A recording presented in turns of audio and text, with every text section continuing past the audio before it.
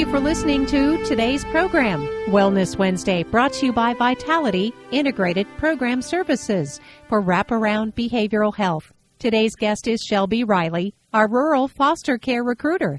She's a licensed master social worker with Nevada Division of Child and Family Services. Thanks for joining us today, Shelby.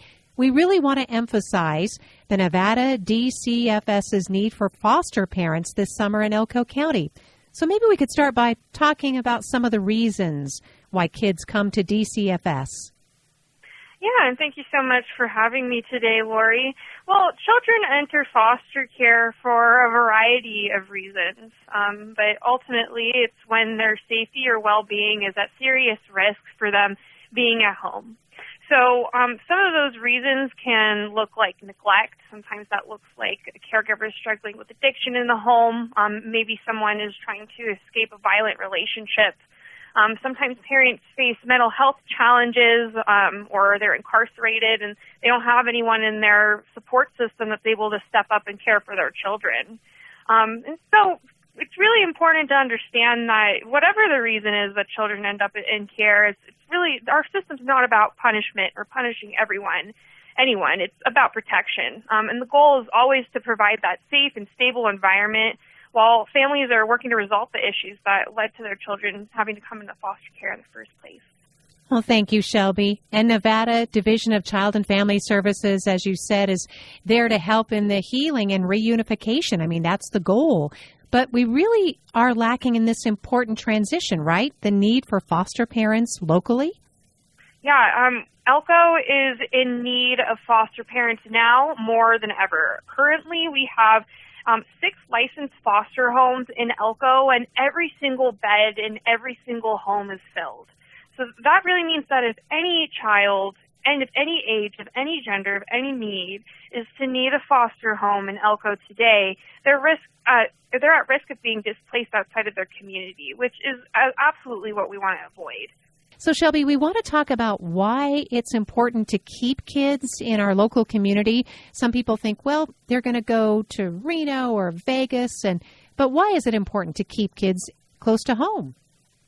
Yeah, so we know that our children will fare better through foster care and that their parents will be more successful at reunifying if we know that all services are centrally located in the area that they live in and that they're familiar with.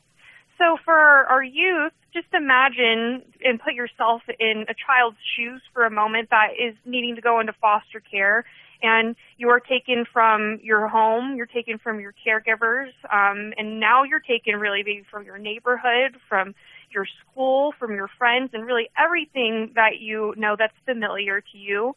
You don't know the rules. You don't know if these strangers are going to be safe, and you really don't know when things are going to go back to normal. And so for all of those reasons, it's so important to keep some kind of familiarity for children if they do need to go into a foster home. So if they can stay in their same schools, if they can stay around their same friends, if they can be a part of those same activities to give them that normalcy while they're going through something that's ultimately outside of their control. Shelby, thank you for explaining the importance, the significance of keeping our kids close to home and their support systems. So if someone is starting to think more about this, I guess there is a lot of support for someone who decides to be a foster caregiver, right?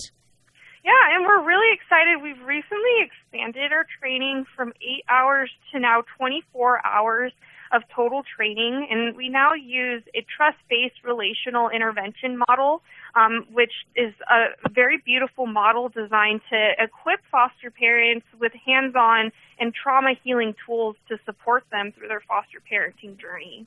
Aside from that as well, once you're done with training, you're connected with a TBRI trained clinician to support you with any ongoing behaviors or challenges that you will expect to experience while foster parenting. And Shelby, we want to encourage those thinking about becoming a foster caregiver that they're going to find a lot of support. I mean, there's monthly online orientation, there's lots of training, and you're not just on your own once you commit to becoming a caregiver.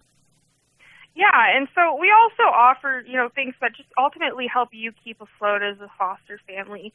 For example, you are offered a stipend that goes towards the care of the children. It starts around $900, and it could be more based on specific needs or age of the child. Most of our children will have Medicaid or will have health care coverage, and it's never expected for foster parents to be paying out of pocket for health care needs. And then we also offer subsidized child care. All children in foster care will be eligible for either a very reduced or free rate of child care in any local daycare facility that accepts our stipend. Shelby, is it true that sometimes children who've been fostered in the past, they come back and full circle and they in turn want to give back to a child in need the way that they were supported? Is that fair to say?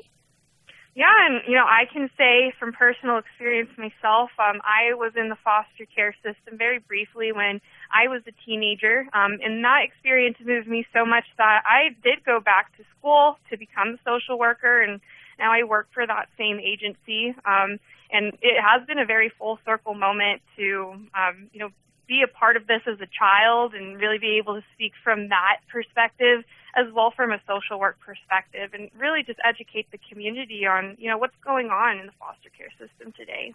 And Shelby, there are ways to help, even if you're not able to foster at this time. We talk about this topic a lot, but we're doing that because there is such a deep, deep need for rural foster care. Yeah, and so we know that not everyone is going to be able to foster. It's not going to be the right time to foster at every given time for everyone. So there are other amazing ways that you can help your fostering community. Some of those include becoming a court-appointed special advocate, where you serve as a mentor to a child in the foster care system, and then you get to speak on behalf of that child and their wishes in court for them. You could also look into, if you're a business or organization owner, you can look at our website about taking the pledge to become a foster-friendly workspace. We've developed a set of sensible policies that you can incorporate as an employer and be able to promote yourself as a workspace that promotes being a foster parent.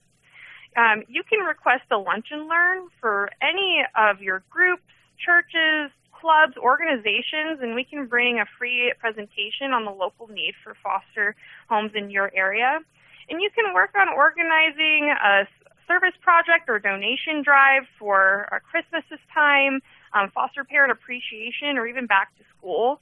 If you're ever interested in some of these ideas or more, you can head to our website to learn more about them as well.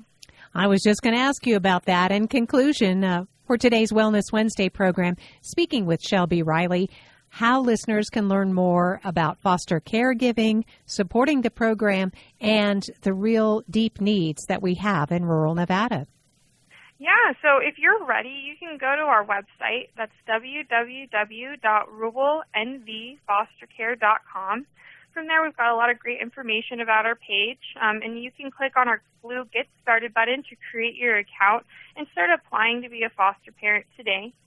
Shortly after you create your account, I will get in touch with you to move you on to the next steps. We offer a monthly orientation online the first Thursday of every month. It's no commitment. And then we offer our online trainings every 6 weeks. So depending on when you reach out to me, we can get you into those next sets of orientations and training. And we're looking forward to having you join us. Shelby, thank you so much for your time today. Rural foster care recruiter, licensed master social worker with Nevada Division of Child and Family Services on today's Wellness Wednesday program, brought to you by Vitality Integrated Program Services for Wraparound Behavioral Health, 775-777-8477.